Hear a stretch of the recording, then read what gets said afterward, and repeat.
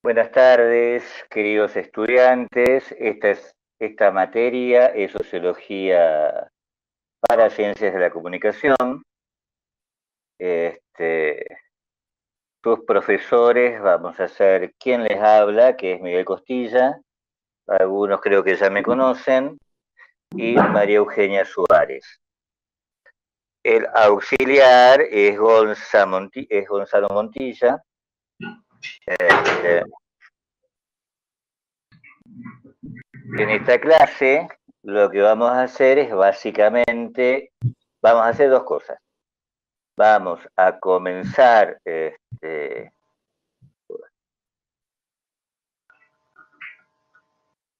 vamos a comenzar el dictado de la materia, pero antes nos vamos a tomar unos minutos para explicarles cuál va a ser la dinámica que vamos a seguir, la forma de trabajo que vamos a seguir este año en la asignatura. Este, me sale que tengo problemas de conexión con las diapositivas. Este, para evitar ese tipo de problemas, este, para evitar ese tipo de problemas, las, o para que esos problemas nos afecten de la, este,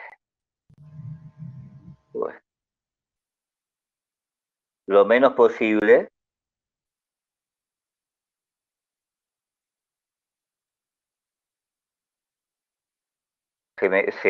Perdón, tengo algunos problemas con la conexión.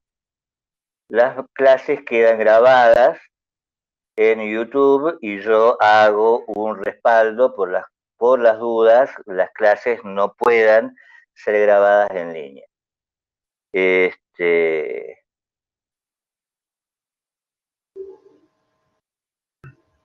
así que después Gonzalo les va a colocar una notificación en un mensajito en el Moodle, con el canal, en el cual ustedes pueden consultar las clases que quedan grabadas. Y ¿qué más? Este año la materia no va a ser promocional, ¿sí? Esa es la primera notificación importante que hacemos. La regularidad de la materia va a depender solo de dos parciales con sus correspondientes recuperatorios. El primer parcial lo van a tener no inmediatamente, pero sí después del receso de septiembre, ¿sí? Y el segundo parcial lo van a tener después, casi al final de la asignatura. Todos los parciales, ¿sí?, son recuperables, ¿sí? Y ustedes, obviamente, no tienen ningún tipo de condicionamiento para rendir ni el parcial, ¿sí?, ni el recuperatorio. Si quieren, pueden presentarse al recuperatorio o si quieren, pueden rendir los dos parciales. La nota de aprobación de los parciales es 6, por debajo del cual, nota por debajo de la cual quedan libres en la asignatura. Que queden libres en la asignatura no genera tantos inconvenientes, ¿sí? Tienen un examen un poco más largo.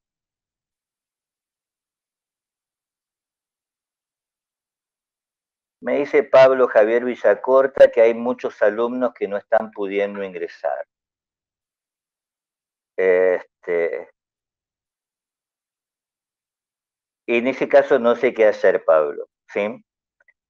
Nuevamente les repito, las clases idealmente tendrían que ingresar en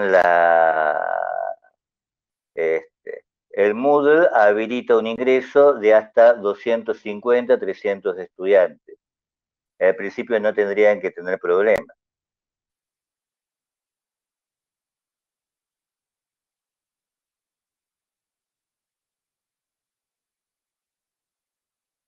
No, dos cosas, ¿sí? Los parciales todavía no tienen fecha, ¿sí? Salvo una fecha aproximada. Vamos a tener el primer parcial luego del receso de septiembre. Y el segundo parcial lo vamos a tener hacia el final de la asignatura. Mara Romina me pregunta, y Pablo Ezequiel hace la misma pregunta, si siempre vamos a utilizar esta plataforma. Sí, sí, porque es la que no representa costo para ustedes. ¿Sí? Todos los mensajes, todas las notificaciones que tengamos que hacer, van a ser también a través de esta plataforma. Las consultas van a estar dirigidas a Gonza, hacia el WhatsApp que va a manejar nuestro estudiante adscripto, Gonza Montilla, o hacia los correos institucionales nuestros que van a aparecer en la plataforma. ¿Estamos bien hasta ahí?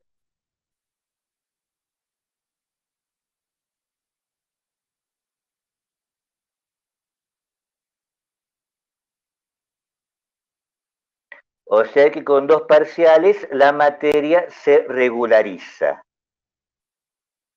Muchos de ustedes son de primer año, así que no sé si saben lo siguiente, ¿sí? Regularizar significa, ¿sí?, establecer una serie de condiciones para el examen. La condición más importante es que ustedes, ¿sí?, son beneficiarios de los acuerdos establecidos durante un periodo lectivo, incluyendo el programa de la asignatura.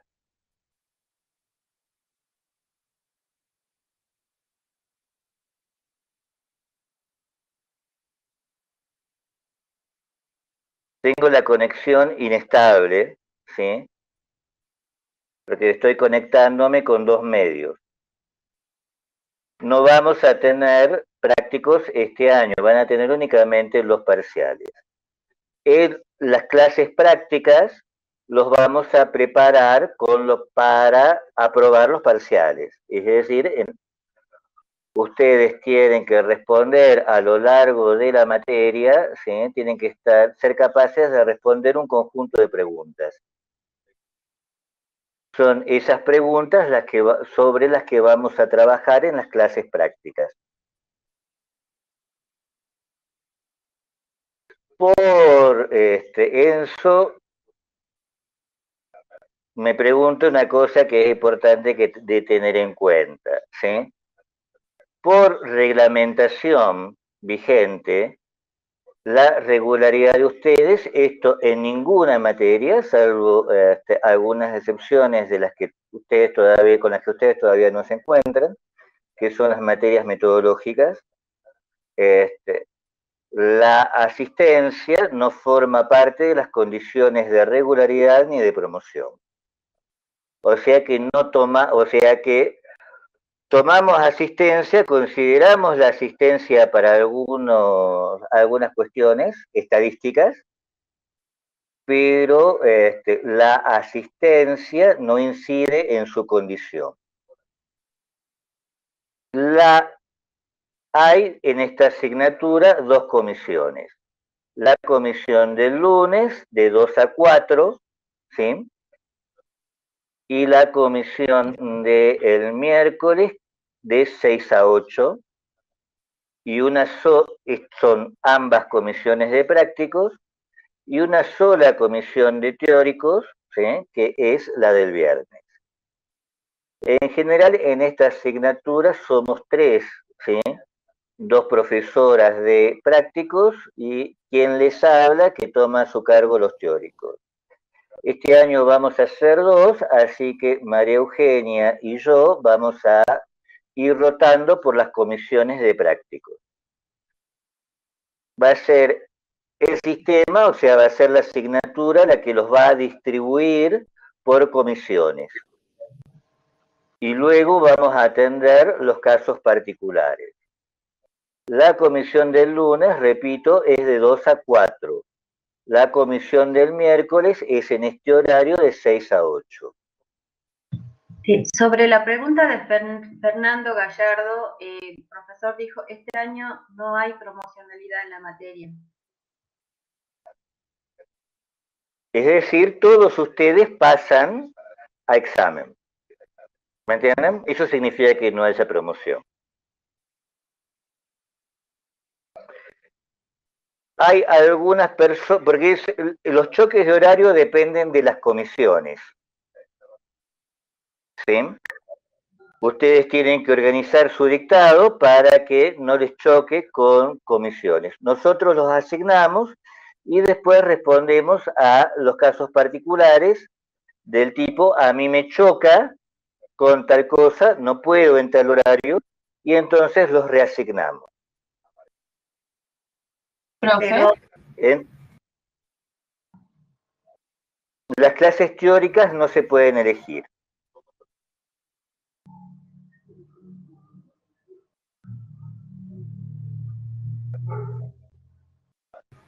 Igualmente vamos a tratar de que las comisiones estén equiparadas, ¿no? O sea, más o menos dentro de lo que se pueda, la misma cantidad en cada comisión. A ver, Estefanía Daniela me hace una cuestión que yo no sabía, ¿sí? Históricamente, los choques de horario son choques entre comisiones prácticas, ¿sí? Ahora, lo que significa que las comisiones teóricas no están afectadas, los dictados teóricos no están afectados. Ahora, Estefanía Daniela me dice, nadie podría el lunes porque tenemos clases teóricas de radio, o sea, no la podemos cambiar. Si es así, nosotros hacemos la consulta y le comunicamos el viernes. Porque si es así, ¿sí? Vamos a tener probablemente, ¿sí? Tengamos que reprogramar los horarios. Dentro de nuestras posibilidades. Claro, igualmente le comento a Miguel y le comento al resto de los alumnos, este horario de la comisión de práctico de la materia de sociología viene repitiéndose año a año, o sea que si las otras cátedras han mantenido sus horarios, en principio no debería haber incompatibilidad, porque justamente los horarios que ya se acordaron previamente y por el cual esta materia mantiene este horario históricamente, porque no tenía ese problema de choque de horario con radio, salvo que esa materia haya cambiado su horario habitual de los lunes. Mario, históricamente radio sabe tener 2 teóricos también. Así que eso deberían consultar los alumnos con la materia radio en todo caso. Bien, Gonzalo, quiero responder el mensaje de Alejandra. En la plataforma están los horarios, ¿no? Lunes de 14 a 16, miércoles de 16 a 18, de 18 a 20 y los viernes de 16 a 18, el teórico.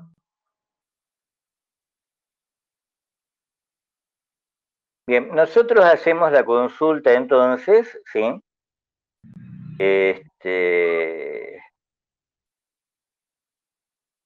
Y si ustedes tienen clases antes con radio, pregúntenle a los profesores. ¿Sí? Para el viernes ya vamos a saber, ¿sí? Cómo estamos distribuidos. El viernes son clases teóricas.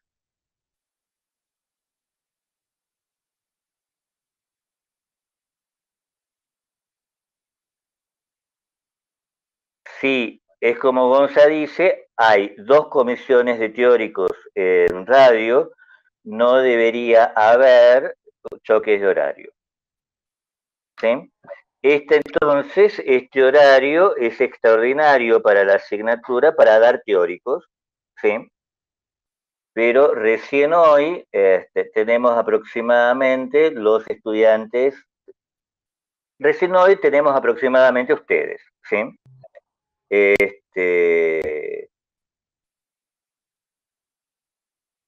Por eso empezamos hoy, para no perder tiempo, porque tenemos únicamente 11 clases teóricas, ¿no es cierto? Sí. Porque tenemos únicamente 11 clases teóricas, extraordinariamente hoy comenzamos la materia con una clase teórica.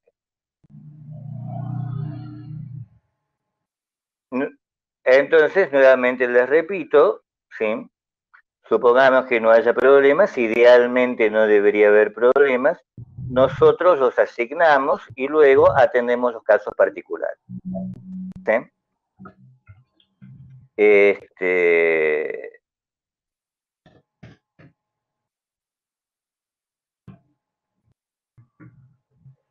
El programa de la materia, cuando esté terminado, va a estar disponible en la propia página, ¿sí? Como temario, y va a estar disponible en la bibliografía, ¿sí? Como lo que es el programa, es decir, condiciones de evaluación, el temario y la bibliografía.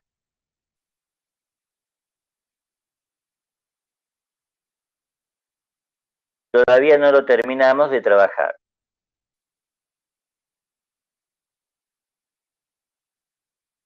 Ahí dice Jazmín que hay una sola clase teórica de radio y una sola clase práctica.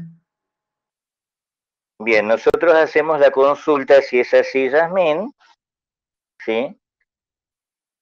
Y ustedes van a tener, obviamente, el material digital, ¿sí? Disponible en el Moodle para descarga.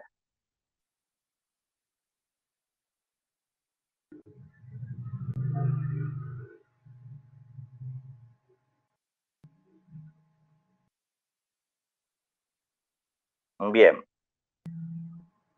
Entonces, sí, ya puedo, parece que ya se me regularizó.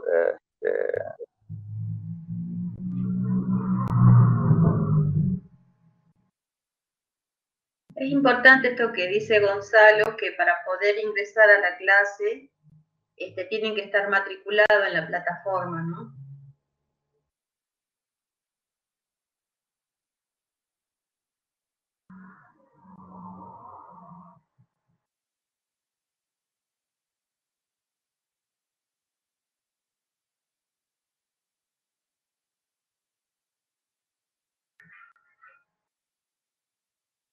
Bien, esto va a ser lo primero que vamos a ver este año, ¿sí?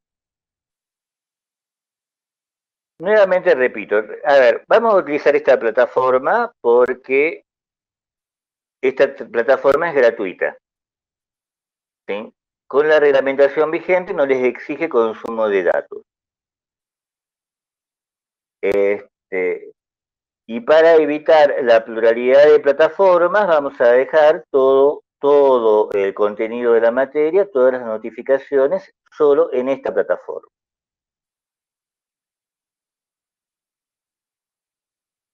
Nuevamente les repito entonces, ¿sí? Mariu, ¿ibas a decir algo? Sí, quería agregar algo, que el Facebook vamos a utilizar para notificaciones, para transmitir algún mensaje de la cátedra, para, en algunos casos, para subir las consignas, pero todo va a estar en la plataforma. Solo el Facebook se utiliza como un medio de información. Las diapositivas se van a subir al Moodle y se sube la clase teórica en donde se nota la diapositiva y las preguntas que ustedes vayan haciendo. ¿Sí?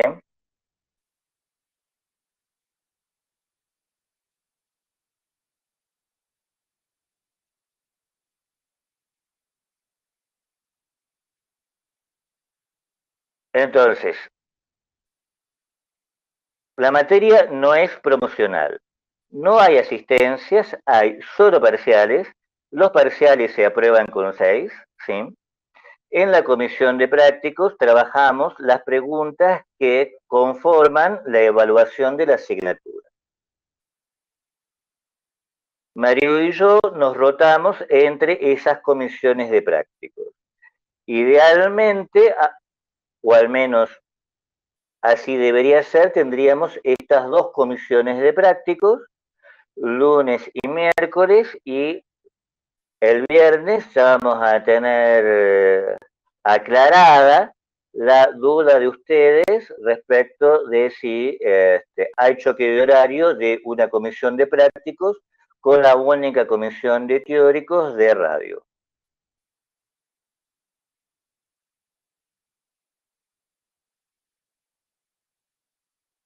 ¿Esta es la primera vez que ustedes usan la plataforma?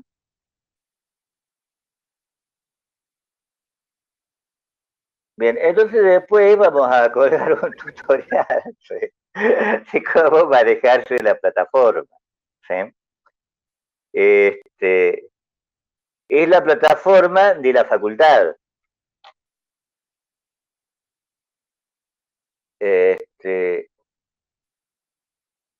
Bueno, después les vamos a colocar un link con porque vamos a utilizar varios recursos de esta plataforma, incluyendo las clases y el servicio de mensajería.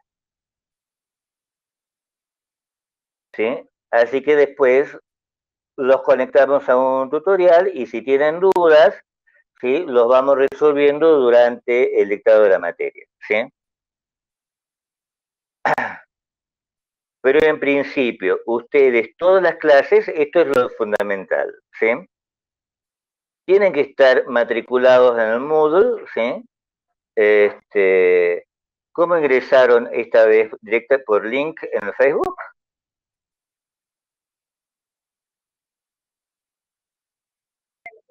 ¿Cómo, Miguel? ¿Ingresaron esta vez por el link, por un link publicado por Facebook? Sí. Yo anuncié por Facebook el link, pero claro que tienen que estar matriculados para poder ingresar. Si están matriculados, ingresan desde Facebook, donde sea que reciban el link, digamos.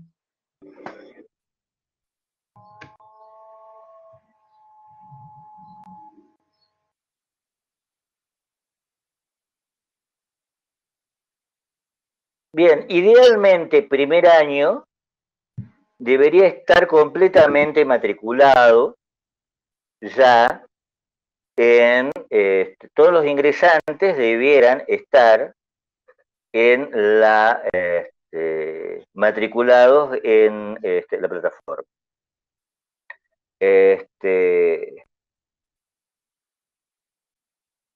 Si vos podés, Gonza o Mariu, poner el link de la plataforma a la que tienen que ingresar, y una vez que ingresen a la plataforma, ¿sí? Van a encontrar una materia que es sociología y van a encontrar un link para una clase. ¿Sí? Eso es lo que van a encontrar todos para prácticos y para teóricos.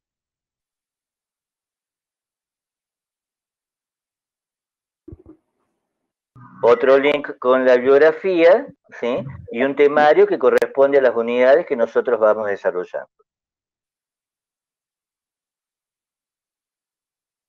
Ustedes pueden ingresar al Moodle. ¿Se ingresa al Moodle desde la página de la UNSA? Sí, sí. Voy respondiendo las dudas.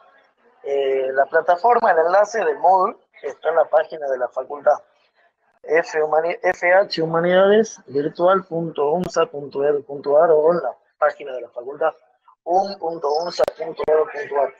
Hace clic donde está el cartel grande de Moodle, ingresan, se matriculan. ¿Cómo se matriculan? Buscan la asignatura Sociología de la Comunicación, ingresan la clave de matriculación que está publicada también de todas las materias de toda la carrera en la página de la facultad y ingresan. Cuando se ingresan, ya automáticamente se están matriculados. Ahora, para estar matriculados, sí o sí nosotros, para que el sistema les pueda asignar un grupo, o sea, un grupo A o un grupo B, dependiendo de la comisión, tienen que estar en la plataforma. Si no, no lo pueden hacer. Lo que hizo la profesora Mariu fue copiarle el link que te arroja el sistema una vez ya matriculado. Por eso es que muchos no pueden ingresar. Por eso lo que les escribí un poquito más arriba es que traten de matricularse para poder ingresar a la plataforma. Los parciales van a ser 2, en todas las clases están grabadas, van a estar subidas en la plataforma esta y en YouTube. O sea, el enlace publicado en Moodle es el de YouTube. ¿Qué más? El link, no, el Face no es la vía oficial, si bien Mario publica ahí algunas cosas interesantes, enlaces, como para llegar al Moodle, pero la vía oficial de la cátedra es acá, en esta plataforma, ya que como dijimos, es la oficial de la facultad y es con la que nos manejamos por su practicidad y por el consumo de datos, como lo explicó el profesor Miguel. Así que eso, ¿alguna pregunta? Mario, Miguel.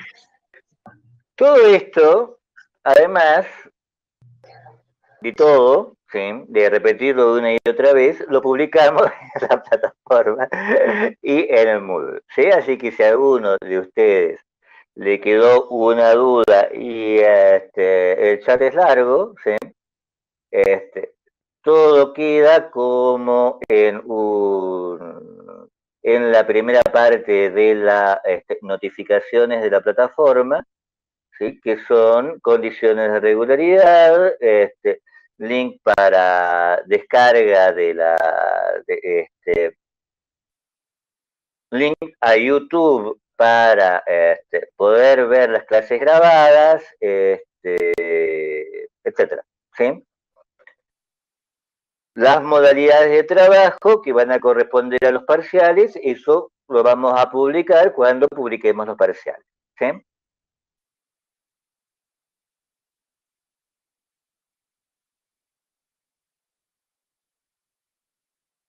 Bien, entonces, ¿de qué se ocupa la sociología? Vamos con esto.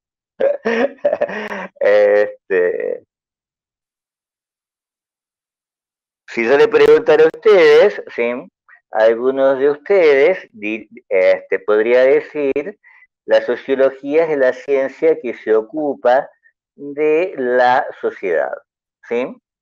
Y considerarían que la sociedad es un conjunto de reglas, por ejemplo, ¿sí?, a la que obedecemos y que nos permite cosas como la convivencia, ¿no es cierto? Ese tipo de nociones que ustedes traen, ¿sí?, y que yo también las tengo, en definitiva, son nociones de sentido común que para una materia como esta representa un obstáculo, ¿sí? Porque precisamente cuando lo mismo que ocurre con teoría de la comunicación, ¿sí?, y va a ocurrir con la mayor parte de las materias teóricas que tienen a lo largo de la carrera, uno como estudiante ingresa con una idea acerca de esa materia y parte del trabajo de esa materia es mostrar que las cosas son más complejas o son distintas de las que nuestro sentido común nos hacía creer. Y que, pero además, ¿sí?, como ustedes ya habrán visto,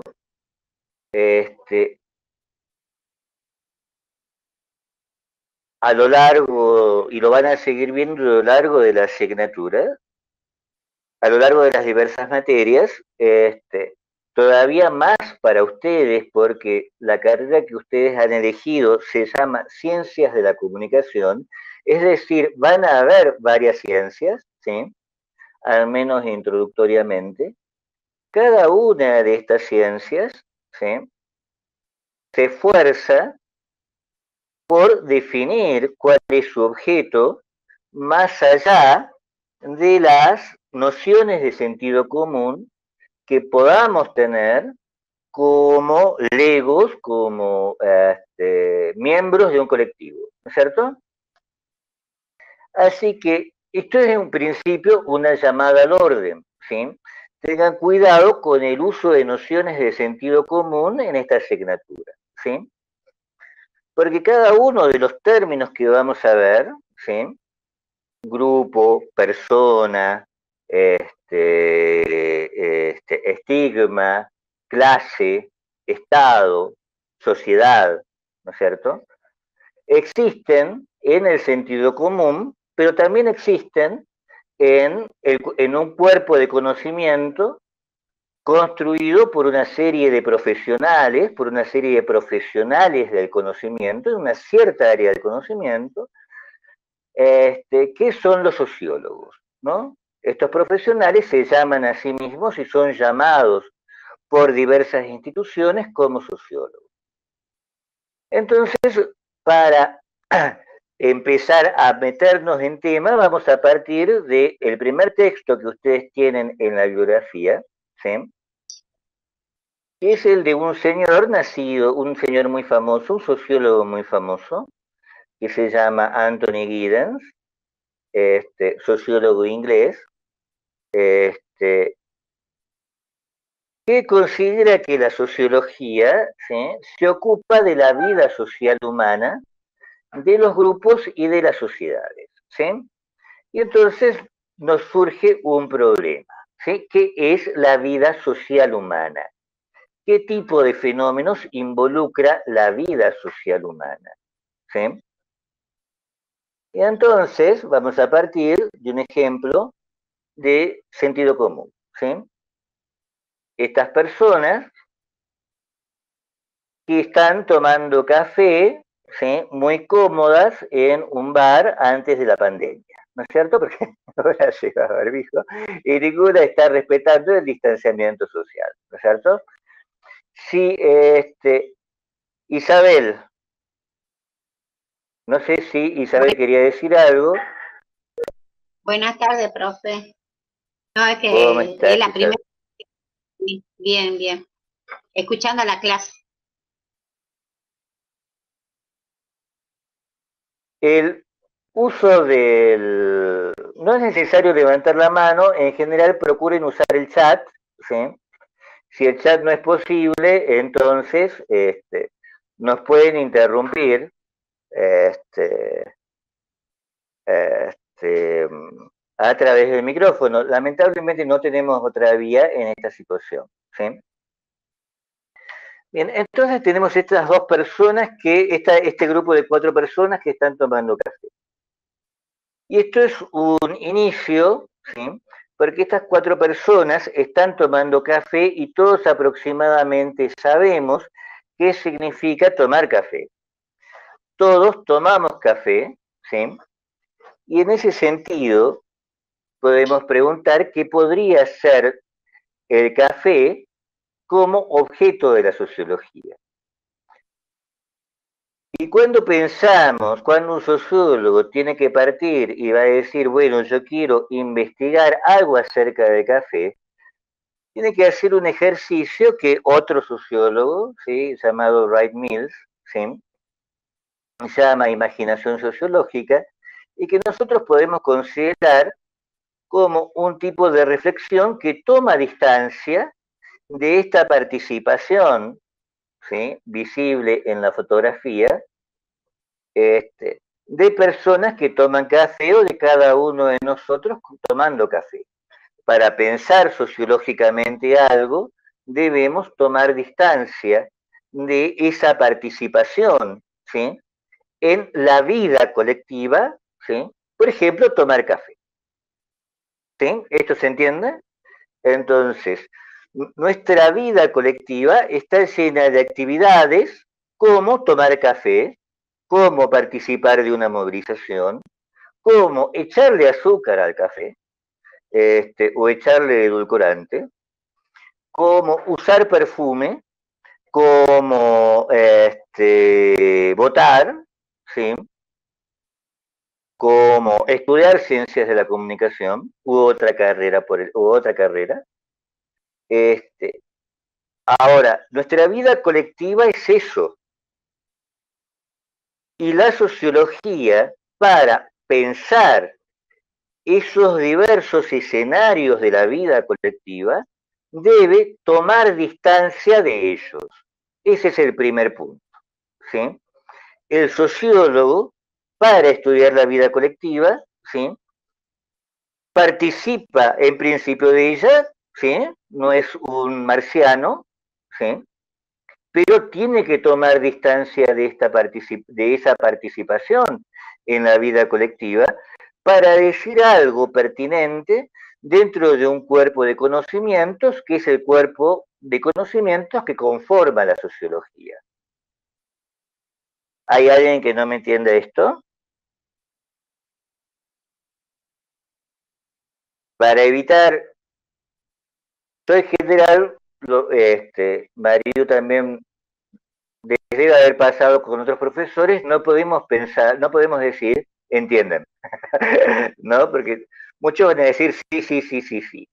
Vamos a tomar entonces la negativa, ¿sí? Que es la que nos preocupa más. Hay alguien que no entiende, ¿sí? Entonces, si hay alguien que no entiende, ¿sí? Lo toma en el chat. Entonces, ¿qué significa tomar distancia? ¿Sí? Considerar, por ejemplo, que el café es un tipo de encuentro regular que vale más, ¿sí? Como tipo de encuentro, ¿sí? Que en el hecho de disfrutar o no el café. Entonces, tomar distancia es considerar, por ejemplo, que el café es un ritual social. ¿Me entienden esto? ¿Hay alguien que no me entiende? Y cuando vamos a tomar café, no decimos, voy a participar en un ritual social. Decimos, vamos, ¿quieres tomar un café? Vamos a cafetear. ¿Sí? Entonces, un sociólogo que esté interesado en la regularidad del encuentro de tomar café, ¿sí? En la importancia para la existencia de determinados grupos, ¿sí? De tomar café, lo puede considerar, por ejemplo, como un ritual. ¿Sí? Ahora, ¿qué más es el café? El café es una droga, es un estimulante. ¿Sí? Y entonces un sociólogo puede decir, me interesa el hecho de que el café sea un estimulante, y un estimulante muy particular, porque es un estimulante legítimo, es un estimulante sobre el cual en muchos países, en otros, sí, en muchos países no hay ninguna sanción respecto de tomar café. ¿Me entienden? ¿Y siempre ha sido legítimo? No, en realidad es legítimo a partir aproximadamente de 1600, cuando a mucha gente que le gustaba tomar café, puesto que el café era producido por las naciones musulmanas, por los colectivos musulmanes, solicita al Papa Clemente, ¿sí? Que levante las prohibiciones las prohibiciones religiosas que existían sobre el café. Y la única forma de levantar esas prohibiciones religiosas era hacer un bautismo sobre el café. Entonces, en el mundo occidental y cristiano, ¿sí? Se realiza un ritual histórico fundacional por el cual el café deja de ser musulmán y pasa a ser cristiano.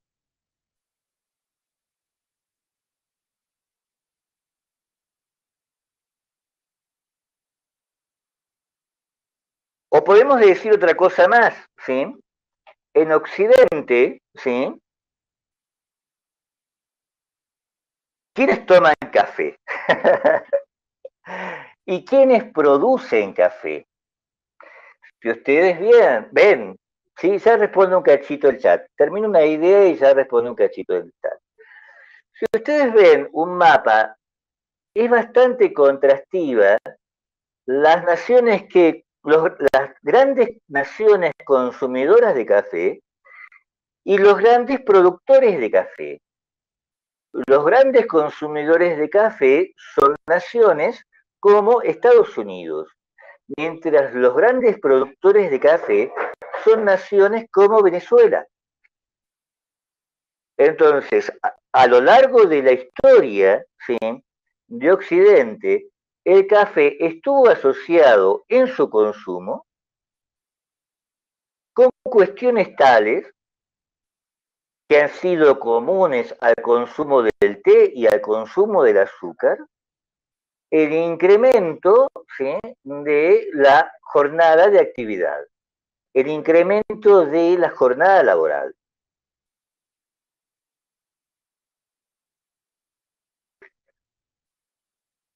Perdón.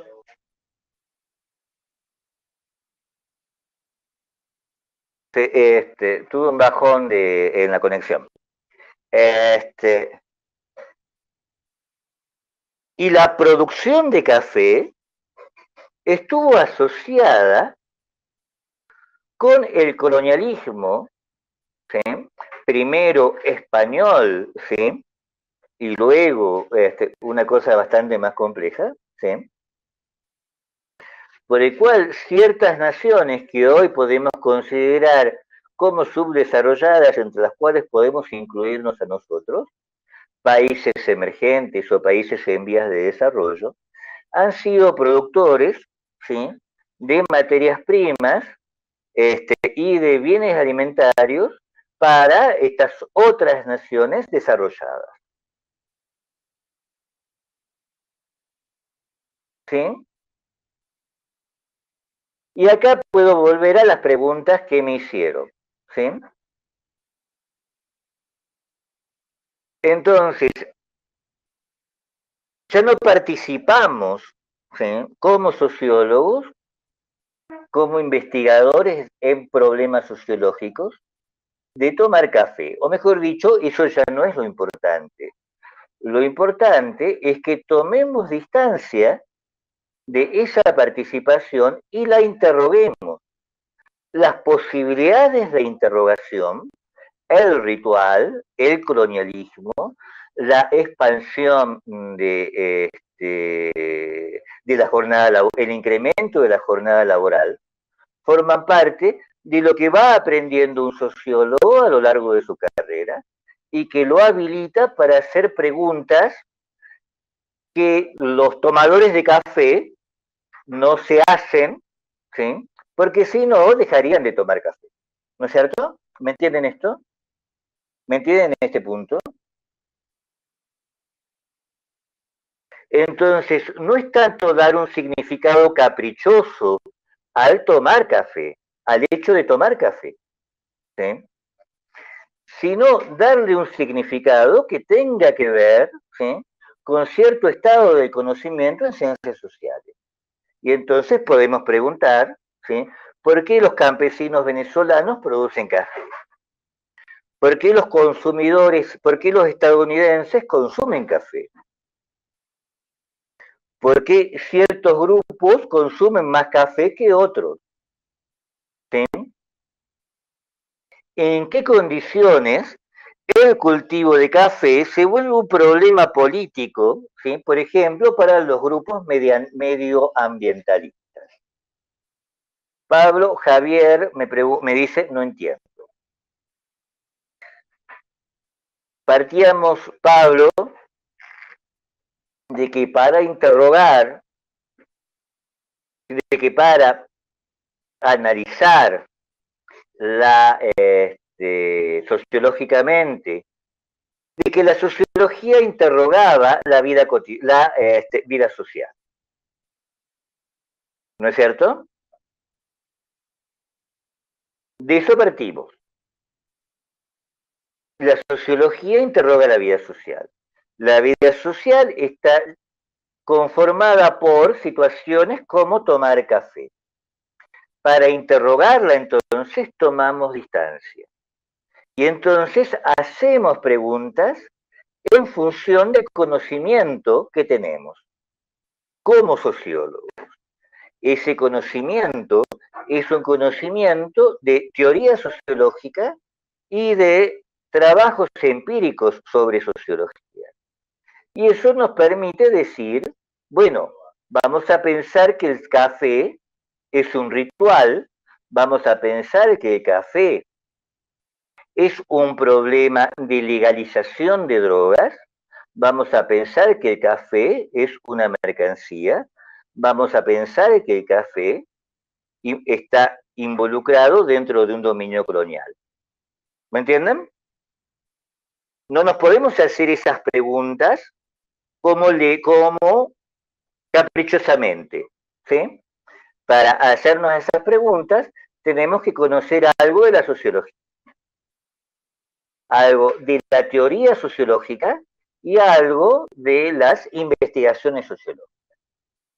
¿Me entienden?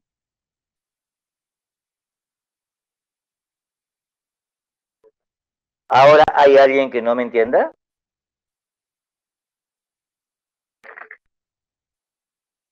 En vez de construir, vamos a hablar nosotros de desfamiliarizar. ¿Sí?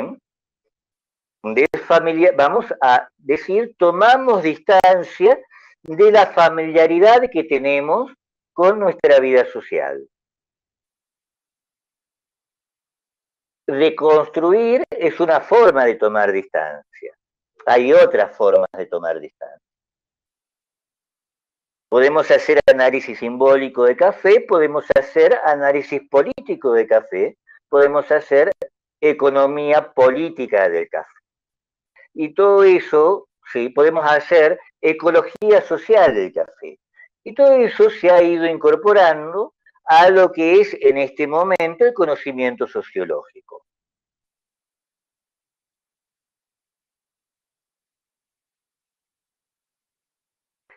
Y entonces, nosotros podemos ver, ¿sí?,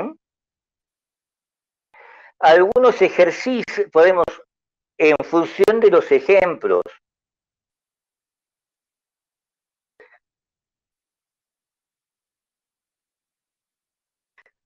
a lo largo de, después hablamos de para qué nos sirve, ¿sí? Es complicado saber para qué sirve algo, ¿no es cierto?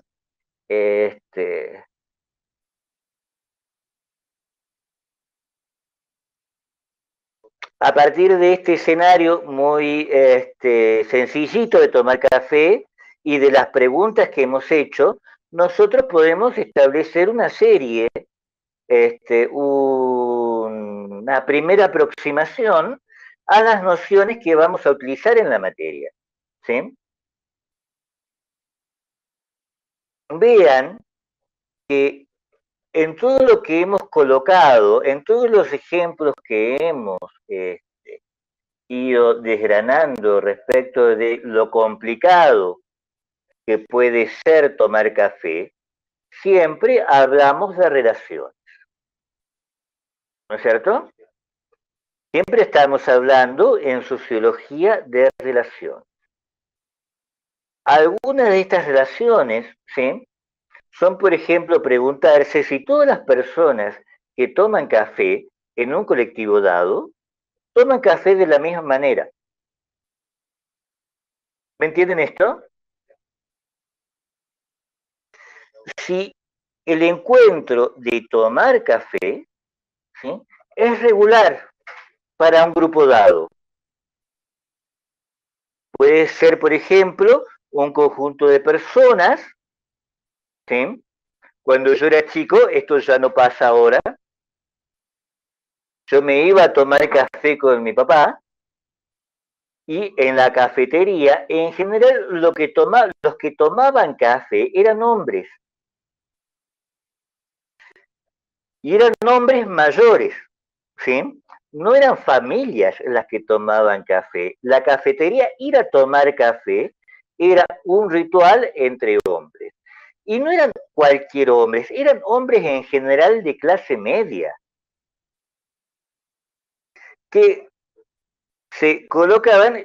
Todavía existe este programa que se llama Polémica en el Bar, que representa ese estado, ¿sí?, de la situación de tomar café, ¿sí?, en donde se trata de hombres que se reúnen a tomar café para hablar de política, de fútbol y de otras cosas.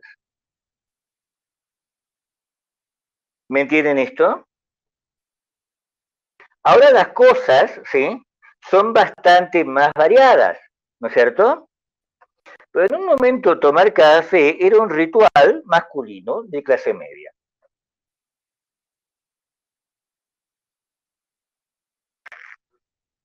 Y entonces al llegar a eso, estamos analizando, ¿sí?, relaciones que vamos a llamar cara a cara, es decir, relaciones copresenciales. Unas personas se encuentran en presencia de otras de manera regular. Son regulares las personas, son regulares el lugar del encuentro, es regular aquello de lo que discuten y es regular la forma de tratarse, por ejemplo. ¿Me entienden? Y son relaciones. Podemos tomar relaciones más extensas que esas. Relaciones, por ejemplo, ¿sí?, entre clases. ¿Sí?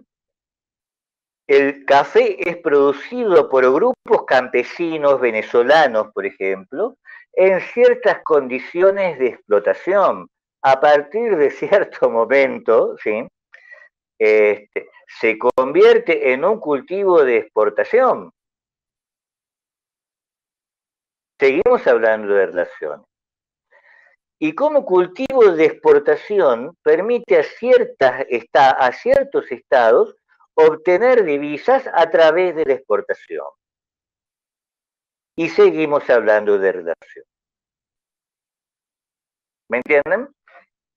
La noción más importante en sociología es la de relación y el hecho de que entendamos que las relaciones se establecen a diferentes niveles.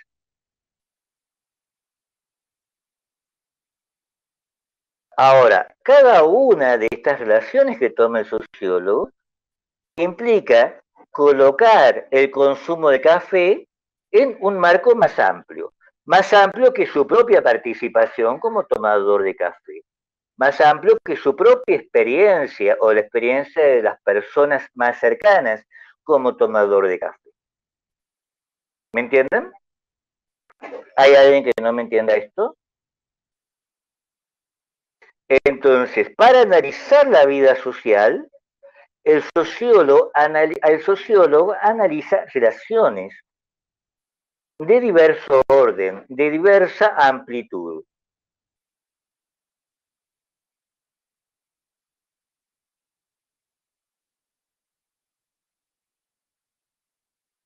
Y entonces hablamos de escalas, ¿sí? Cada una de estas relaciones ocurre a una escala diferente. Desde la escala en donde están estas personas, estos viejitos de mi infancia tomando café, que todavía los veo algunos, ¿no?, a la escala en donde diferentes estados obtienen divisas de la exportación de café y por lo tanto mantienen diversas relaciones con estados importadores de café.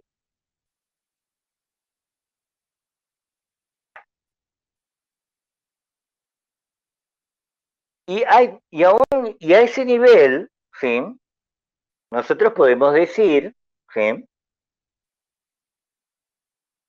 que algo que en principio nos parece del orden por completo de la elección, por ejemplo, vamos a tomar un café, ¿sí?, no depende solo de nuestra elección, sino depende del conjunto de relaciones en las que estamos insertados.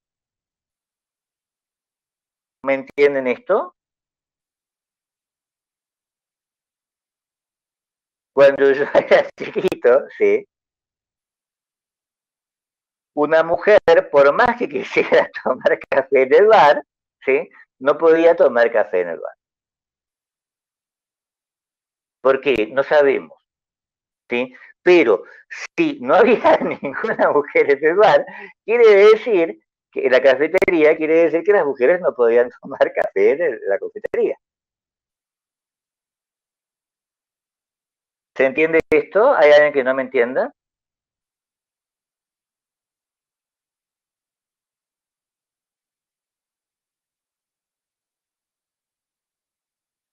La existencia de relaciones, entonces, involucra siempre, ¿sí?, esto que les decía. Si hay relaciones, ¿sí?, puesto que estas relaciones nos preexisten, ¿sí?, puesto que estas relaciones existen antes que nosotros, ¿sí?, no las construimos únicamente.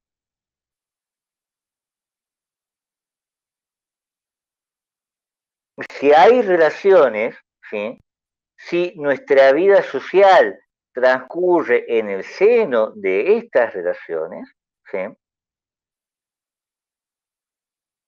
lo que decimos y lo que pensamos no es una cuestión puramente íntima, no es una cuestión puramente electiva, sino que existen regularidades, ¿sí?, a las que nosotros contribuimos a reproducir sin que nosotros nos demos cuenta.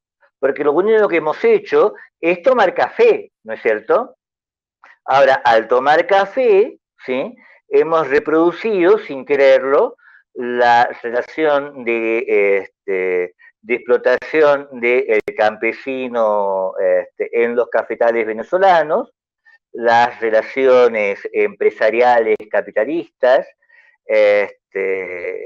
las relaciones rituales que mantienen los grupos.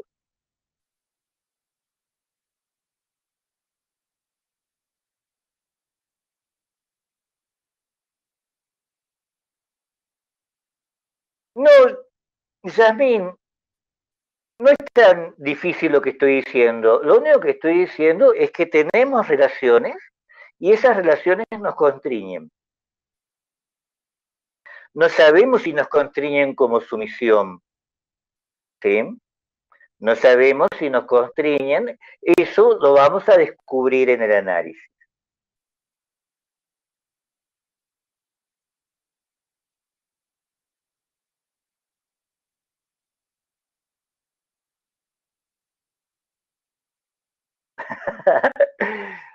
No se hagan más problemas que esto, ¿sí? Piensen que cada una de nuestras elecciones y nuestras decisiones se desarrolla en un marco de relaciones, ¿sí?, que nosotros no elegimos.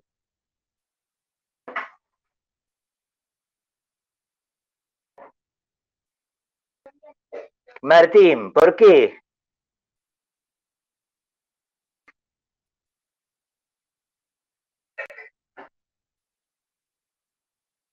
Bien, si a ustedes se les corta, nuevamente les insisto en esto, ¿sí? Ustedes se les corta, recuerden que las clases quedan grabadas, ¿sí? Nicolás me pregunta qué es constriñen, ¿sí? Restringen lo que nosotros pensamos que es completamente libre.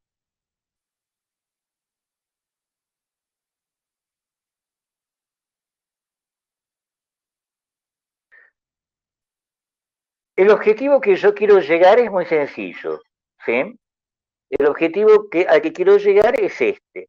Cuando nosotros tomamos distancia de los diversos escenarios de la vida social, lo que nos encontramos son las relaciones, ¿sí?, que no hemos elegido, ¿sí?, y que conforman nuestra vida social. ¿Me entienden? Me queda una cosa muy sencillita. ¿Hay alguien que no me entienda esto?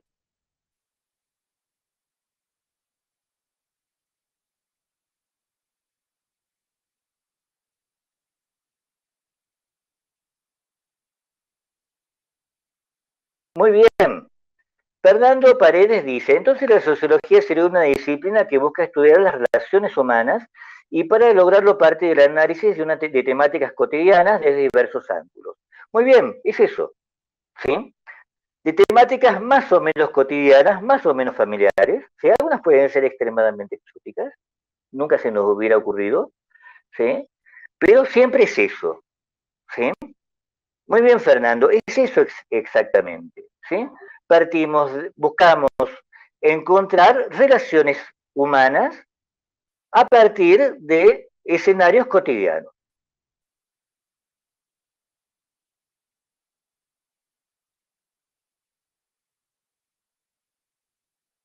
Esos escenarios cotidianos no necesariamente pueden ser regulares, pueden imaginarse cualquier escenario cotidiano, más o menos exótico, ¿sí?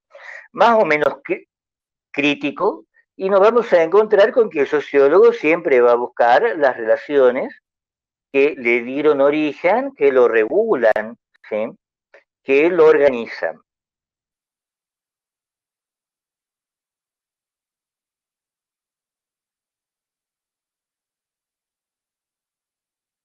¿Hay alguien que no me entienda?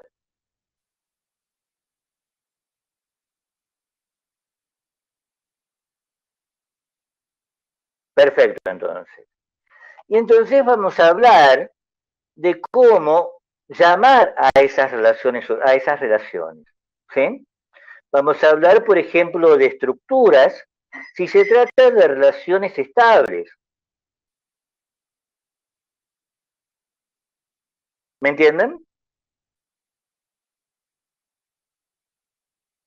Vamos a hablar de procesos si esas relaciones se transforman.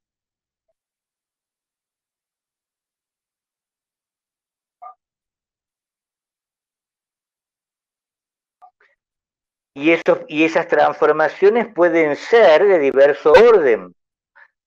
Podemos tener, por ejemplo, momentos de ruptura y entonces podemos hablar de crisis, ¿sí? De crisis en las relaciones, en determinado tipo de relaciones. O podemos hablar incluso de revoluciones. No solo hubo una crisis, esa crisis dio lugar a una transformación significativa, ¿sí? De las relaciones que existían. Dana pregunta, el texto de hoy es el Sociología de Giddens, ¿verdad? Sí, exactamente, Dana. ¿Me entienden? ¿Se entiende esto?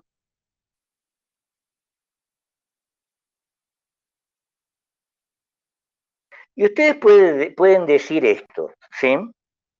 Y es muy importante tenerlo en cuenta desde el comienzo. ¿Por qué no va directo al punto? Es una pregunta importante, ¿no es cierto? ¿Por qué no va directo al punto? ¿Por qué si lo que quería decir era esto, tuvo que dar tantas vueltas? Porque esa va a ser la mecánica siempre, no solo de la clase, sino también de la investigación sociológica. A diferencia de las investigaciones en ciencias exactas y en ciencias naturales, que buscan la respuesta más simple, las ciencias sociales y las ciencias humanas, para desfamiliarizar, buscan complejizar la respuesta. Y eso a diversos niveles, ¿sí? A tantos niveles como se les pueda ocurrir, ¿sí? A nivel de las clases, obviamente, también a nivel de los textos que tienen que leer, ¿sí? También a nivel de las investigaciones que realizan los sociólogos. ¿Sí? Los sociólogos, para desfamiliarizar y para mostrar las relaciones, deben mostrar que la realidad es mucho más compleja que lo que pensamos, que lo que pensamos como actores sociales. ¿Me entienden? ¿Hay alguien que no me entienda esto?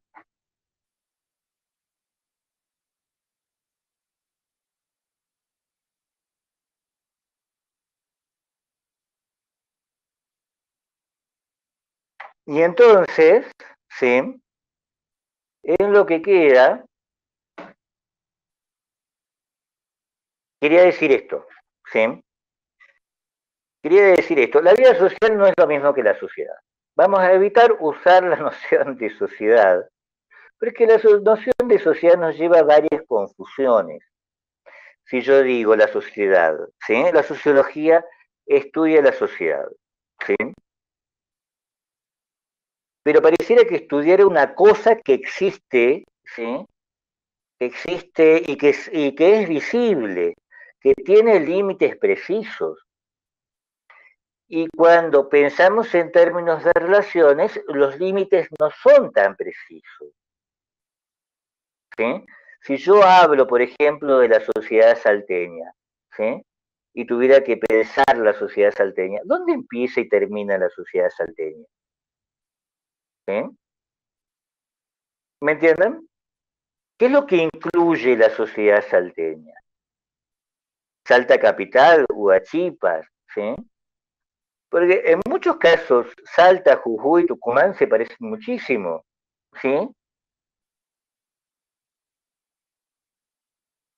Yo, ¿me entienden? Entonces vamos a hablar, ¿sí? No de sociedad, vamos a utilizar lo menos posible eso, ¿no es cierto? Porque sociedad supone además que la sociedad es como cualquier cosa, es homogénea, es una materia homogénea. Todos los salteños son iguales, todos los argentinos y argentinas y argentines, ¿sí? Son iguales en cierto sentido. Eso es bastante difícil de verificar, ¿no es cierto? Y la sociedad supone estas dos cosas, homogeneidad y límites claros. Entonces vamos a utilizar otro tipo de términos. El primer término por el cual reemplazamos sociedad es relación. ¿Me entienden? ¿Hay alguien que no me entienda?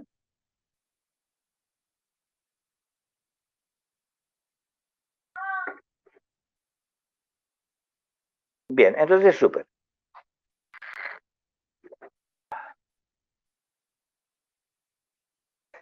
Y esta es la primera relación que vamos a tomar, ¿sí? Las relaciones que surgen del hecho de que olemos y somos olidos y que tenemos un sentido muy particular que es el sentido del olfato. Ese sentido del olfato, ¿sí? Supone que las sustancias, ¿sí? Que estimulan nuestro olfato, que son gases, polvo y vapor, ¿sí? Estimulan nuestras mucosas olfativas, ¿sí?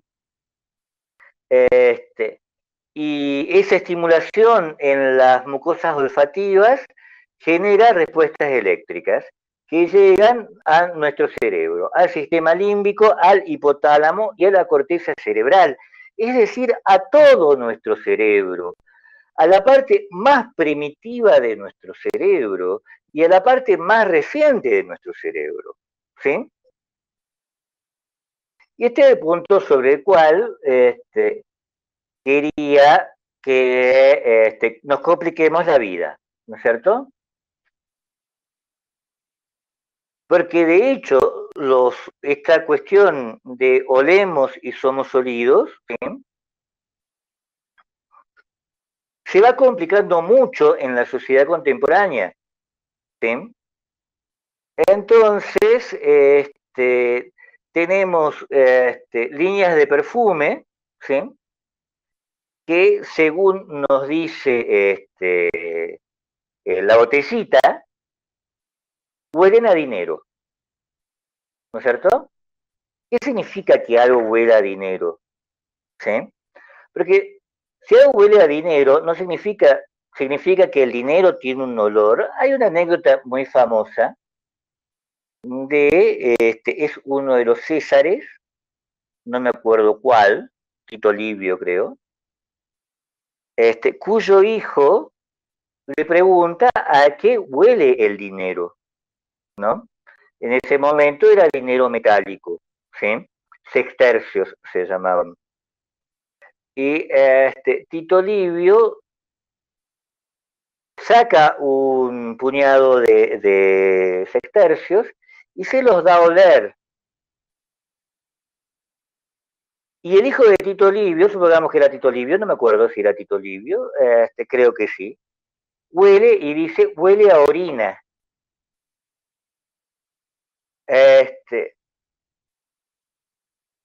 Y pregunta, ¿todo el dinero huele a orina? Y la cuestión era que uno de los ingresos un ingreso importante del Estado en Roma era el de los baños públicos, ¿no es cierto? Y el dinero que se recolectaba en los baños públicos, ¿sí? Piensen, eran baños públicos del mundo antiguo, ¿sí? Olía a muchas cosas, entre ellas a orina. Ahora, si ese era un olor físico, ¿sí? ¿Qué podemos decir de algo que no parece tener un correlato físico muy claro, como el olor al dinero?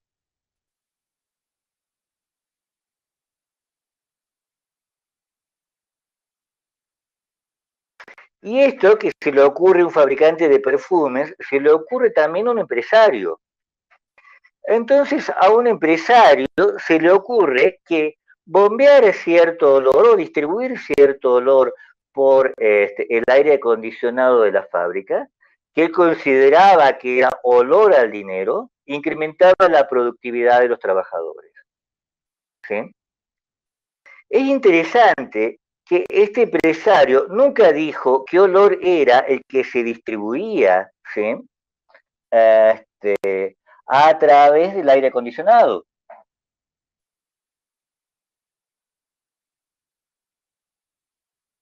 Y tenemos esto, ¿sí? Dunkin' Donuts. Dunkin' Donuts es una empresa, obviamente de café, ¿no es cierto? De vanguardia en cuanto a una empresa coreana, de vanguardia en cuanto a la publicidad que realiza.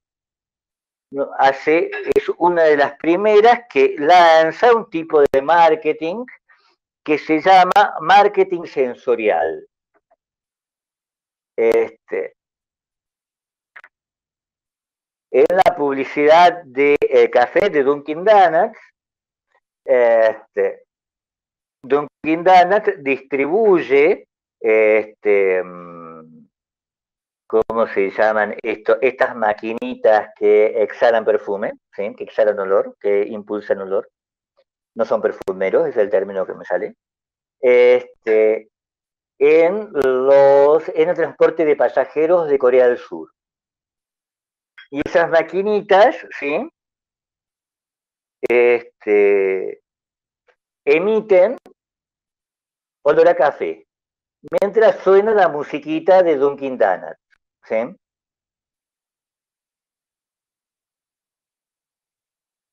Y como dice Álvaro, ¿sí? Otra variedad de difusores, gracias Lourdes, difusores se llaman, estas maquinitas que difunden aromas, debería decir. Y como dice Álvaro, esto que se aplica en las, que para Dunkin' Donuts es aroma de café, es algo que se utiliza en el marketing sensorial de los vendedores de inmuebles, ¿sí? Entonces, los vendedores de inmuebles que venden hogares se comienzan a preocupar hacia alrededor de los 90, ¿sí? Respecto de a qué huele un hogar, puesto que las personas pueden ser estimuladas olfativamente en términos de esto que va a ser mi hogar, debe oler a hogar. ¿Me entienden? ¿Sí? Entonces, el aroma está distribuido, ¿sí? Tiene que ver con todas estas cosas tan interesantes, ¿sí?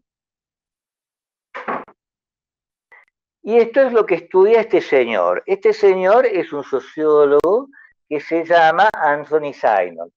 Es un sociólogo canadiense que escribió el segundo artículo que ustedes van a tener que leer, que nuevamente es vulnerable a esta pregunta, ¿sí? que les hacía hace un rato. ¿A dónde quiere llegar?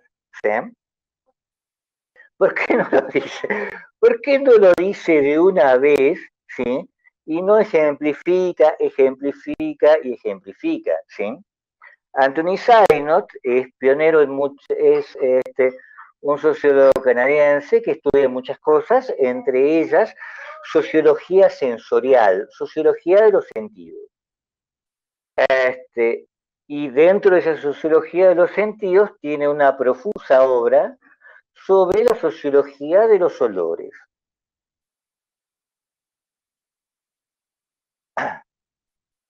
Y los olores, dice Synod, ¿no? Son, como hemos estado viendo, ¿sí? Unas,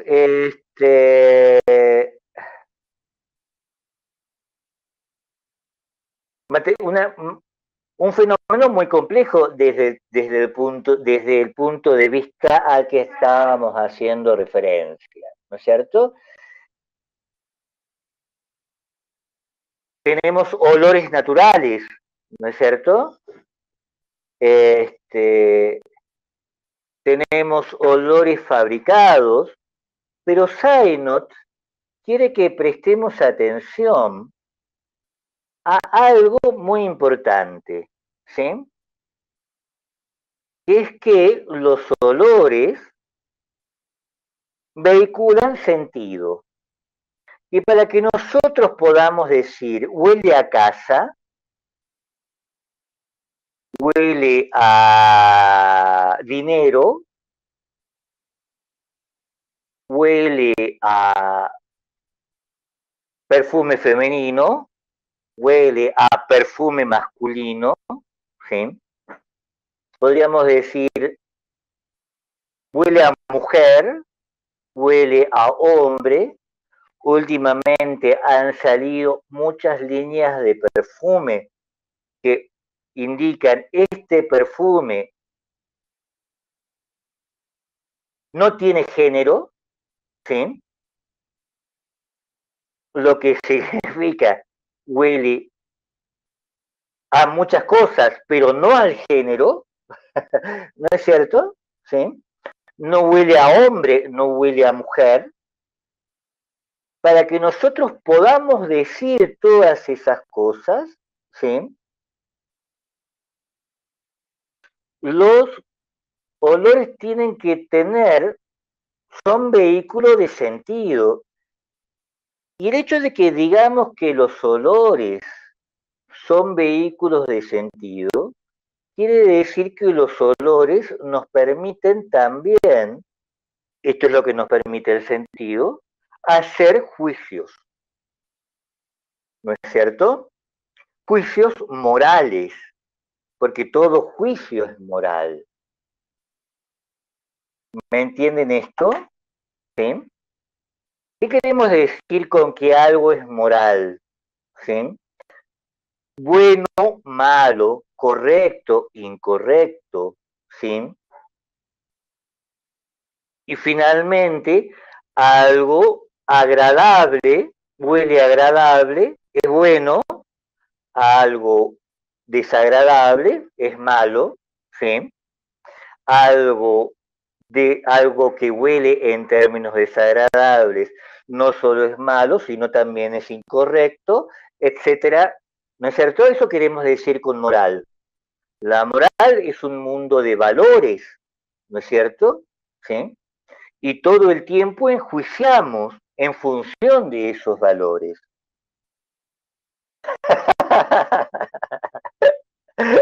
Mara, no, ¿por qué?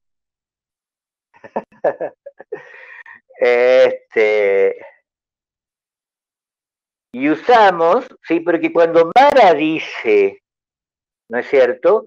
Huele a que voy a desaprobar sociología. O cuando alguien dice olfato de gol, ¿sí? Proyecta el lenguaje de los olores más allá, ¿no es cierto?, del olor. Y esto es también algo que hacemos, ¿no es cierto? no es que únicamente la cuestión moral se quede en los olores, sino que la podemos sacar de ahí y utilizarla para muchas cosas. ¿No es cierto? Por ejemplo, cuando decimos huele el gol, ¿sí? Vuelo que voy a desaprobar, no estamos refiriéndonos únicamente al olor, estamos refiriéndonos a algo mucho más sutil, que es una intuición. ¿Me entienden esto? Zoe, ¿levantaste la mano para algo? Perfecto, y Enzo va al punto, ¿sí? Muy bien, Enzo, ¿sí? Puesto que nuestra forma de expresar el sentido es el lenguaje, usamos metáforas, ¿no es cierto? Entonces, ¿qué es lo que dice Sainot? Volvamos a lo que dice Sainot, ¿sí? Sainot dice, los sentidos están vinculados, el olfato, el olor, está vinculado a la construcción moral de la realidad. ¿Me entienden? ¿Qué quiere decir esto? Que nuestra realidad nunca es indiferente moralmente. Rara vez es indiferente moralmente. Tenemos que hacer un esfuerzo para que nuestra realidad sea indiferente moralmente. ¿No es cierto? Nuestra realidad está, incluso la realidad natural, está moralmente evaluada. Todo el tiempo la evaluamos moralmente. ¿Sí? ¿Me entienden esto?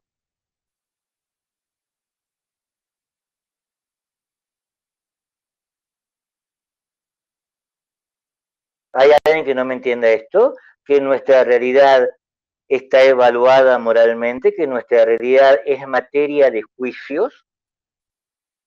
Entonces decimos, si vemos un documental, pobre pajarito, ¿sí?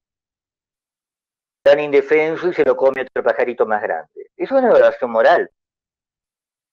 Si sentimos un olor desagradable, eso forma parte de nuestra realidad, ¿sí? Y eso da lugar a un juicio moral. La contaminación supone un juicio moral. ¿Me entienden?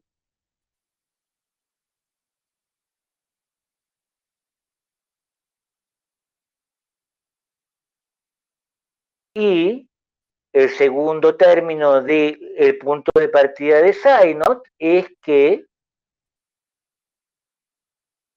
los olores también nos permiten la construcción de la realidad moral.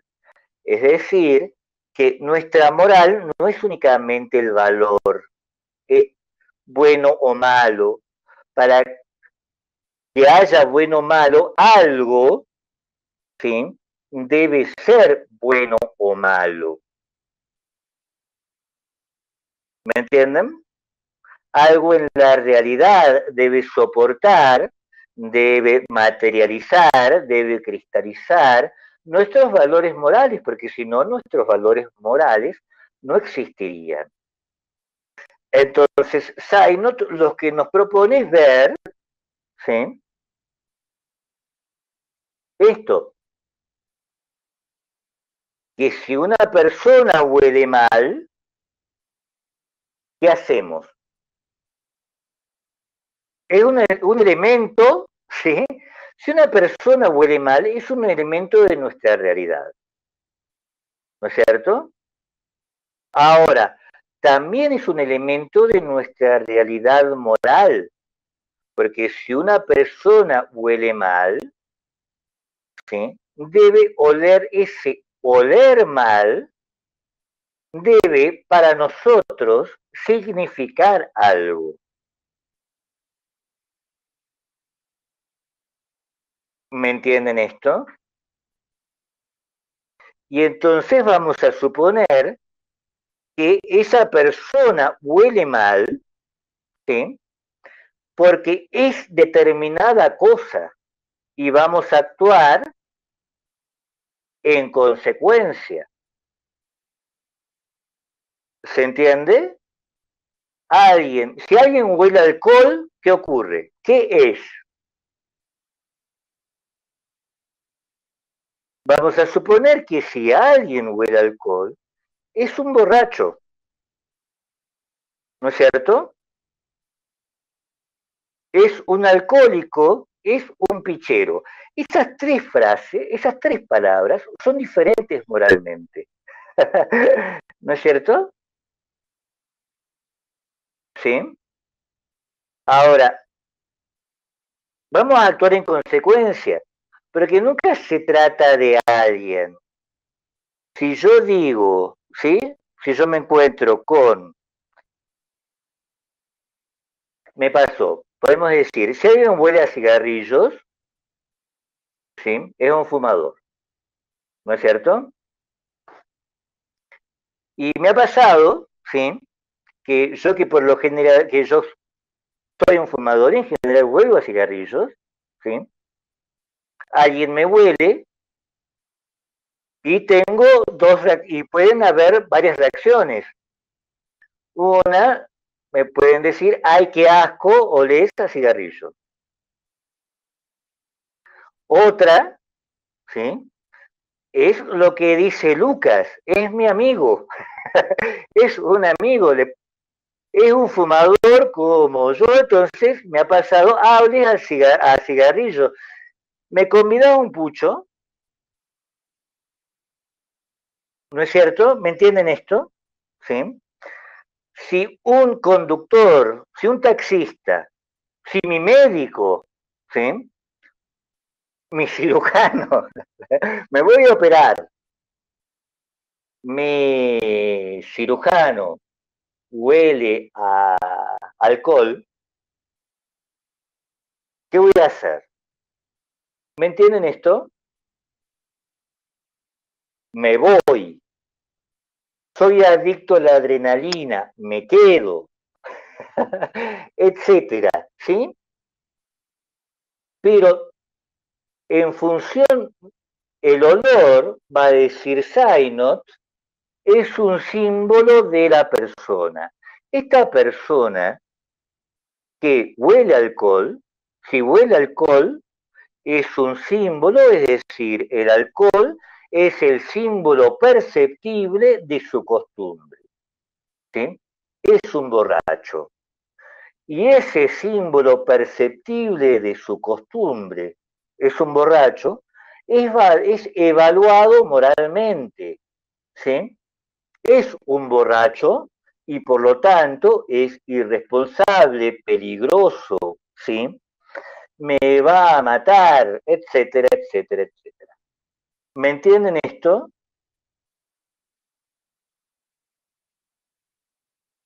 Como dice Alberto, juzgamos al libro por su portada, porque no podríamos actuar de otra forma. ¿Me entienden? Todo el tiempo enviamos señales de diverso orden que simbolizan lo que somos, ¿sí? A través de esas señales, las otras personas pueden construir un símbolo de nuestro yo, un símbolo de la persona. Y ese símbolo de la persona es una organización moral. Permite, ¿sí?, a quienes nos huelen, por ejemplo, nos ven, están en contacto con nosotros, hablan con nosotros, enjuiciarnos y actuar en consecuencia. Porque cotidianamente, ordinariamente, ¿sí?, no tenemos acceso al interior de la persona, sino solo tenemos acceso a su exterioridad, a los símbolos sensoriales su forma de actuar, su forma de vestir, sus modales, su voz, su lenguaje, su olor, que esa persona emite. ¿Me entienden esto? ¿Me entienden esto? El símbolo, entonces, ¿sí?, está conformado por imágenes sensoriales a las que accedemos y que nos permiten elaborar juicios. ¿Hay alguien que no me entienda esto?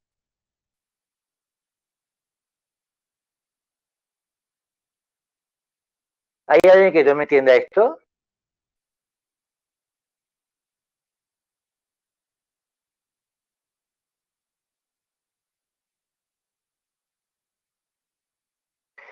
Y entonces pasamos de la realidad que percibimos a la persona.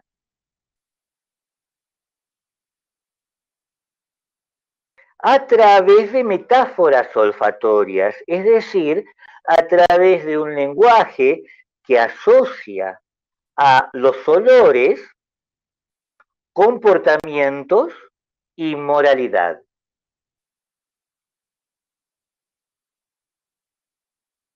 No se trata de, como sociólogos no participen, como estudiantes de sociología, yo les voy a llamar sociólogos, no participen, ¿sí?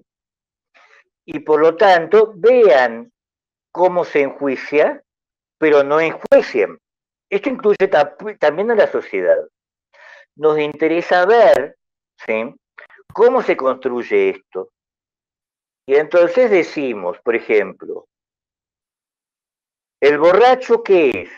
Es vago, es violento, ¿no es cierto? Y cuando pasamos de borracho, ¿sí?, cuando pasamos del olor del alcohol a la borrachera, ¿sí?, a la costumbre de estar borracho, perdón, a la vagancia, y a la violencia, ya hemos elaborado una metáfora olfatoria.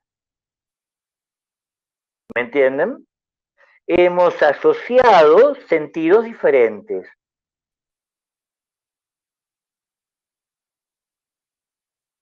¿Me entienden esto? ¿Hay alguien que no me entienda? Y en función de esa moralidad, ¿sí?, les decía, Pablo me pide que lo repita, ¿sí? Tenemos la realidad, los olores existen en la realidad, ¿no es cierto? Son sustancias odoríferas, alcohol, gases, vapores y polvo que percibimos. Eso es real, es físico, perdón, ¿sí?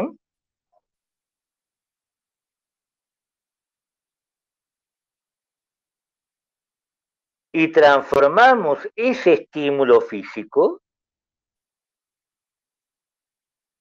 en un juicio moral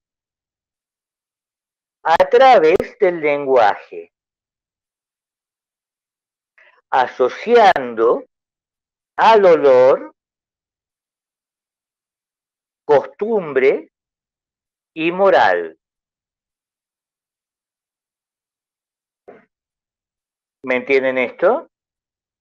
Alcohol significa borracho y vago y violento.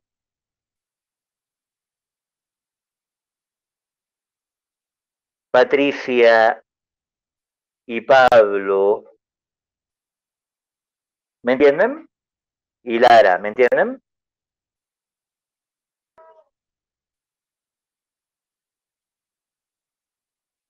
¿Se entiende ahí? Sucio, ¿sí? El olor a suciedad corporal es un olor característico, ¿no es cierto? ¿Qué significa? descuido, ¿no es cierto? Por ejemplo, y por lo tanto vagancia. ¿Me entienden esto?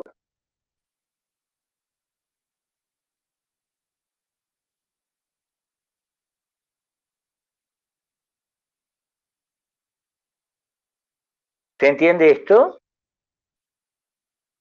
Entonces, los olores nos permiten que nuestra moralidad sea real, ¿sí? Y los olores, ¿sí?, se traducen en juicios morales.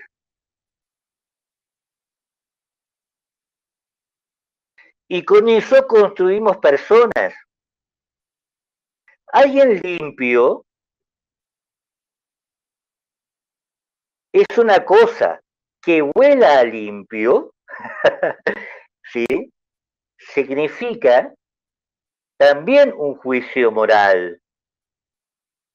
Y por lo tanto vamos a decir que esta persona es cuidadosa, por ejemplo, es correcta.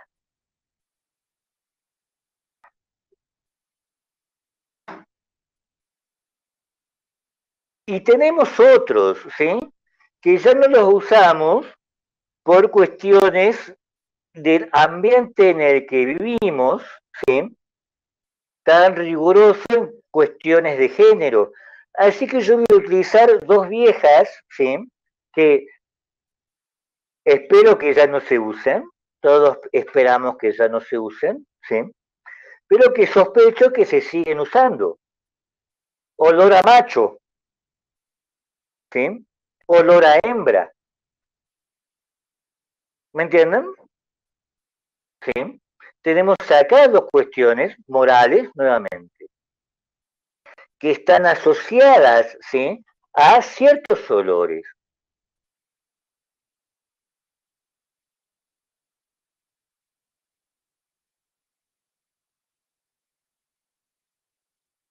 Yasmín, nuevamente, ¿sí?, el sociólogo se esfuerza por, no por enjuiciar la sociedad, sino por saber qué es lo que ocurre en la sociedad. ¿Me entienden? Entonces, si yo digo, este olor no tiene género, ¿sí?, que les decía que eran las nuevas propagandas, las nuevas líneas de perfume, eso nuevamente es una cuestión moral. Me gusta este olor porque no tiene género. No me gusta este olor porque es en términos de género muy marcado. Y por lo tanto me hace sospechar que la persona que lo que usa este perfume es machista, por ejemplo. ¿Me entienden esto? En todos esos casos estamos en una cuestión moral. Aunque consideremos bueno, ¿sí?, que los olores ya no estén marcados en términos de género, sigue siendo moral el hecho de que aparezcan olores, perfumes, líneas de perfumes, que sean neutrales desde el punto de vista de género, ¿sí? Neutrales lo llamaríamos, que no estén marcados desde el punto de vista de género. Y hayan reemplazado, por ejemplo, a lo que dice Luana, ¿sí? Recuerdan ustedes la línea de perfumes de Axe, las propagandas de las líneas de perfumes de Axe eran marcadamente de género. La última publicidad que largó Axe, ¿sí? Rexona nunca te abandona. Eso es una pregunta. A ver, vemos, Rexona nunca te abandona. ¿Hay una cuestión moral ahí?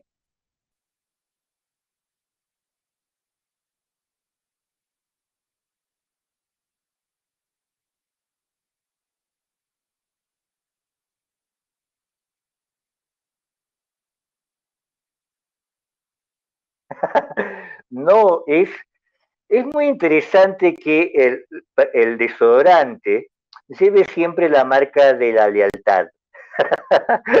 Te abandona, te traiciona, o es fiel. Es un desodorante marcadamente fiel. ¿Ven? ¿Me entienden? ¿Sí? Ahora,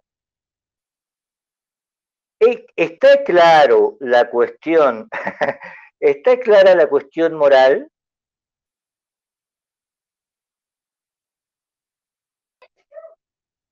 Está claro qué quiere decir Synod, o mejor dicho, alguien no entiende lo que quiere decir Synod con los olores, ¿sí?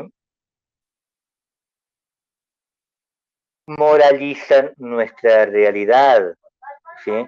Y conforman una realidad moral.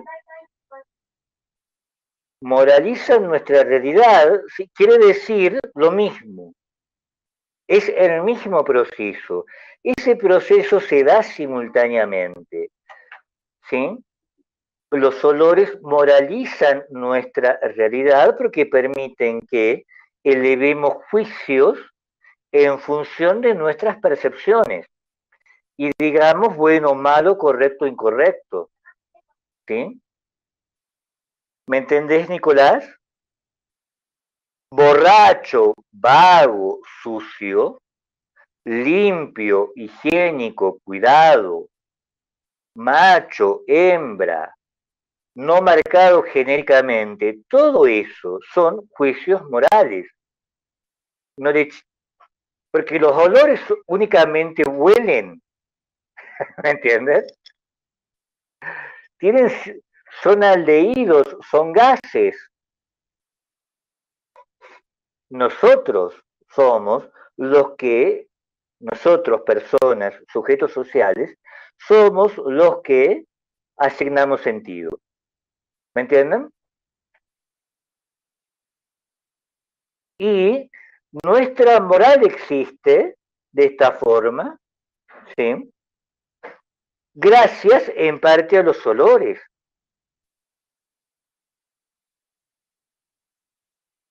Entonces, el olor a alcohol y el cuidado que, por ejemplo, podemos tener respecto de distanciarnos de personas que huelen a alcohol o que huelen a cigarrillo o que huelen a marihuana, es la concreción de nuestra moral.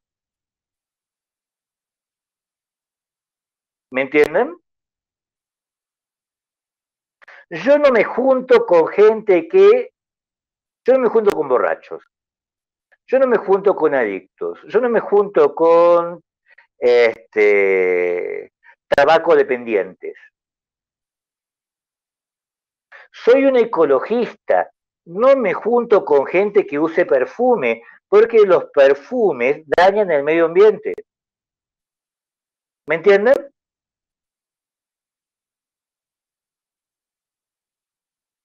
¿Me entienden esto? Entonces, en ese sentido es la concreción de la moral. Y puesto que permite que permite la construcción de personas, también permite la construcción de grupos.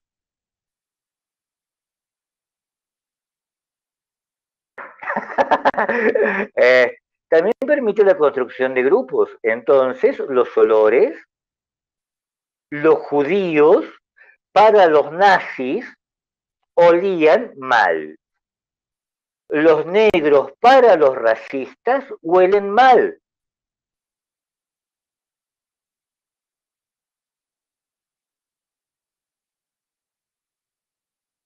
Los pobres huelen mal. Pasamos entonces de la persona al grupo a través del olor. ¿Me entienden?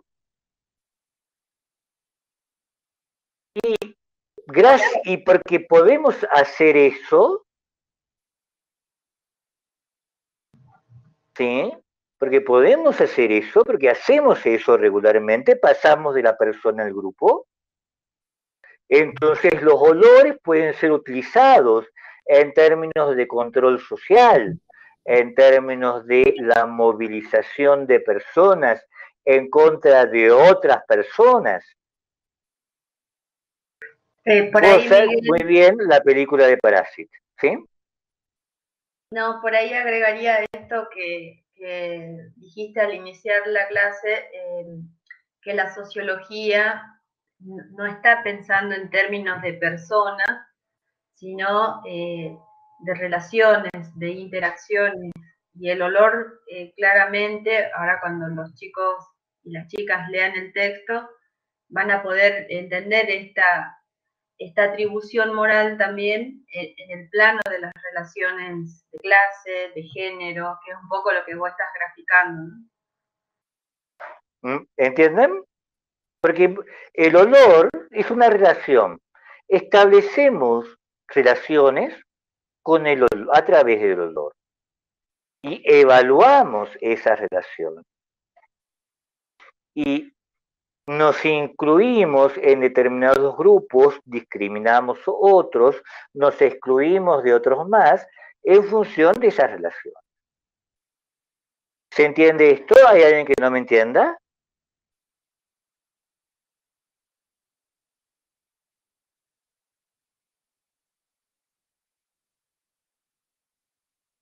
Porque finalmente el olor tiene una ventaja, ¿sí?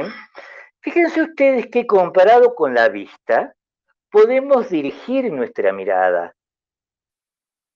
Y podemos decir, yo no voy a mirar tal cosa. Ahora, no podemos hacer lo mismo con el olfato. El olfato no es direccional. Y el olfato despierta emociones como las que veíamos con el marketing sensorial, ¿no es cierto? Esto huele a casa, ¿no es cierto? Esto huele a limpio. Y entonces, ¿sí? A través del uso, por ejemplo, político, de los judíos huelen mal porque son sucios, y son sucios por su descomposición moral, cosa que era lo que decía, una de las tantas cosas que decía Adolfo Hitler. Las metáforas olfatorias son utilizables políticamente. Las metáforas olfatorias emocionan. ¿Me entienden? Movilizan.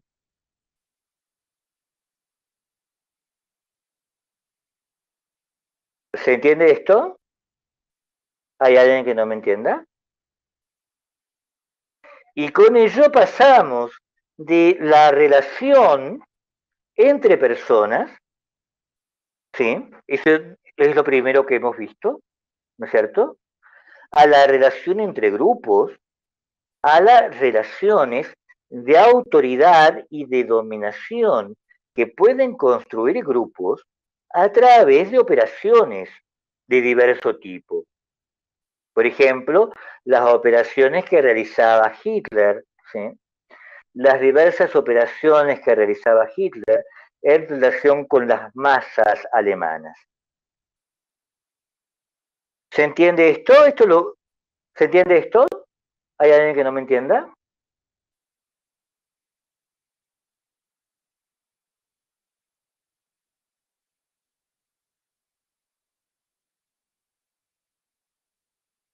Y esto es lo último, ¿sí? Esto es lo último, ¿sí? El viernes, les recuerdo, los volvemos a ver, ¿sí? Nos volvemos a ver de 16 a 18, ¿sí? Y ya vamos a saber qué es lo que pasa con, ¿qué me dijeron? Radio, ¿no? ¿Sí? ¿Quiénes son los profesores de radio? Debe estar Miguel Rosales ¿Y Emiliano Bernier? y ¿Y Emiliano Emiliano Bernier. Bernier? Sí, bien. Ok, entonces yo le consulto a Emiliano a ver qué pasa. Bueno, Bien, muchísimas gracias chicos bueno, nos por su estamos viendo el viernes, atención. entonces. Nos estamos viendo. Chao, Bueno, hasta chao. luego. Ya saben, ¿sí? Los veo el viernes.